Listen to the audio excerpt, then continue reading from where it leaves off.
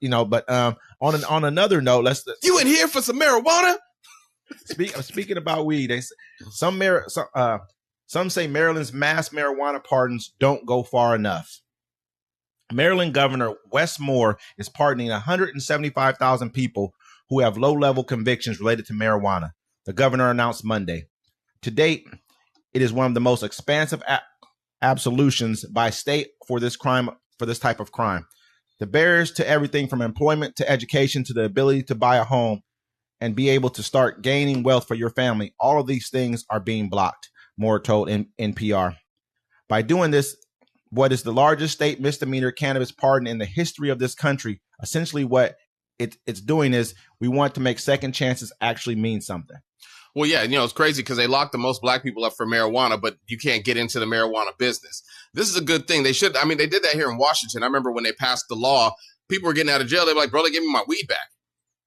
Like coming out the county. I was like, for real? I was like, you got some right now? No, I smoked it. But, it's like, it's what they should do. It's weird watching, I watch videos online and people be making they're making skits like they're the dope man bringing people weed and selling it to them. People still catching weed charges. And I'm just like, I remember back in the day, if you got caught with some marijuana, your life was over. Yeah, it was like that was a bad charge to get. Nowadays, it's like, it's nothing. But I see other states that just, they keep criminalizing it. They allowed marijuana was used to basically help destroy the black community. They said this is during the war on drugs.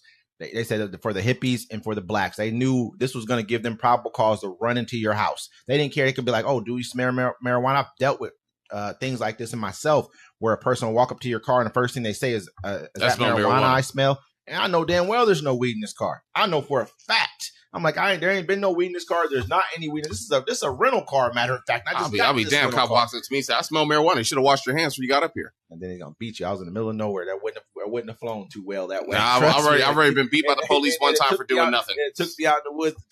Even the woods, the desert. I ain't getting out the car. Killed me.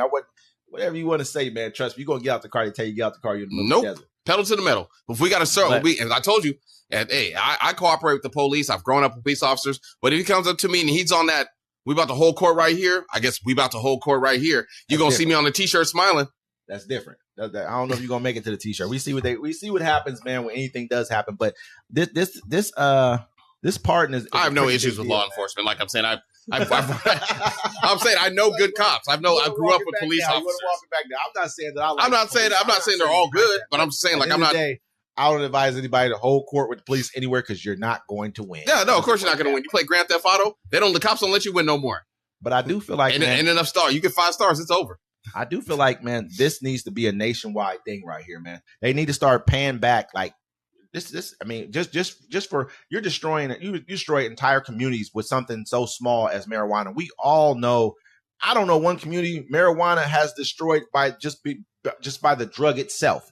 It's been destroyed by them allowing them to criminalize it the way that they have. It's kind of sad. It's like karma, kind of. You know what I'm saying? They used marijuana and the crack epidemic to help destroy the black community.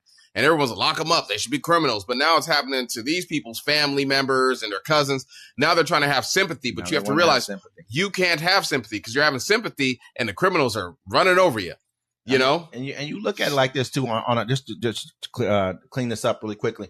I mean, they know that this was such an innocuous drug that now they have open air. I'm not going to call open air. They have stores to call dispensaries we can go to and go buy it now. They'll never do that with fentanyl. I guarantee you. They'll never be like, hey. No, they just have safe injection sites. You know what I mean? That's different. No, that's not different. Why can't I sell heroin and fentanyl in front of the safe injection site? I should have a safe dope dealer site. They should have a guard out there that protects me to sell them this legal dope in case they OD. They can go inside this building. You can't you can't make it a crime for me to sell the dope, but it's okay for them to smoke and inject the dope. I want to get paid too, tax free, like a billionaire.